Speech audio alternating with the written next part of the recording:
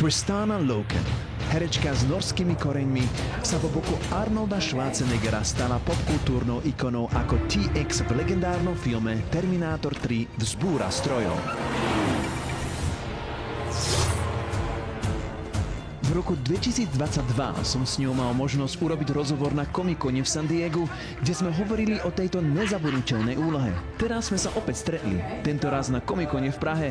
Po rokoch a množstve nových skúseností zostáva stále rovnako srdečná, energická a otvorená.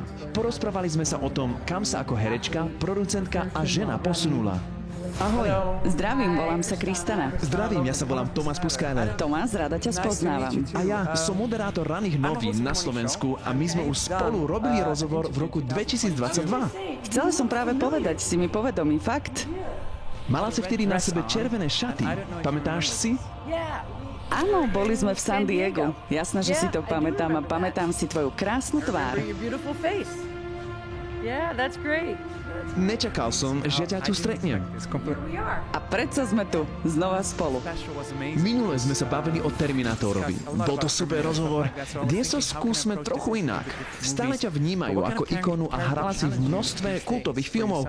Ale aké roli sú pre teba dnes tie výzvy? Ako človek aj umelec rastieš a s tým sa menia aj postavy. Teraz robím úplne iné veci. Natočila som No Address o bezdomoveckej kríze v Amerike. Hrám tam manželku Billyho Baldwina. Je to surový film, bez make-upu, bez lesku. Your gambling and incompetence is what got us here. Hrala som aj v survival dráme Dark Night of the Soul. Žena bojuje o život, uväznená pod autom. Mám rada emocionálne, silné role. Produkčne som sa podielala na Wise and Virtue a v seriáli Dope Unit hrám policajnú komisárku. A čo ma ešte láka? Biografický film. Zahrať niekoho reálneho, známeho, žijúceho alebo nie. Pre mňa by to bol ďalší veľký krok.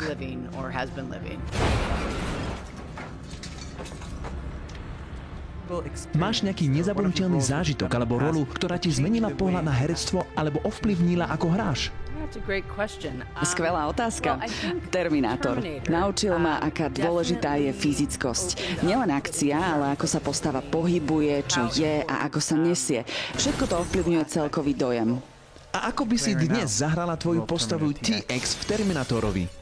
Úprimne? Presne takisto. Urobila som vtedy to, čo som chcela a ak by sa T-X vrátila, zahrala by som ju podobne.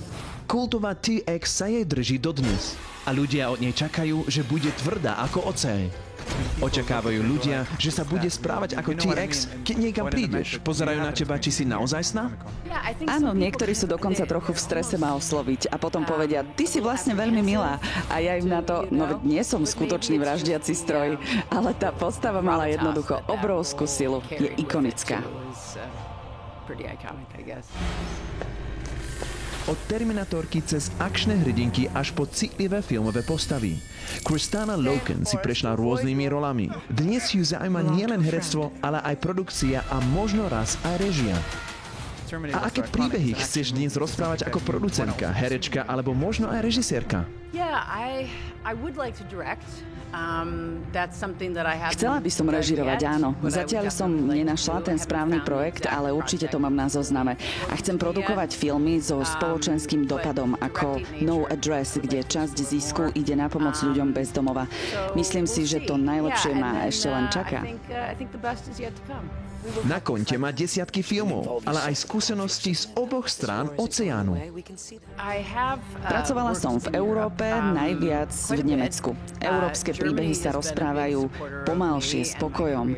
V Amerike platí viac je viac, ale nevždy to funguje. Akcia jej nie je cudzia. V Terminátorovi zvláda mnohé kaskadérske scény sama. A práve týmto odvážnym profesionálom sa konečne dostáva zaslúženie uznanie.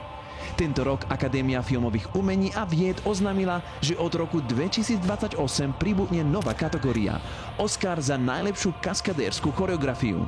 Zajímalo ma, ako to vníma ona.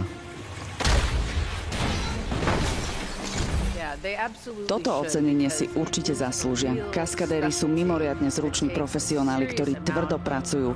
Mala som možnosť učiť sa od tých najlepších a nesmierne ich rešpektujem. Je najvyšší čas, aby boli aj oni konečne ocenení. Ty si zaslúžiš Oscara za tvoj výkon ako TX v Terminátorovi.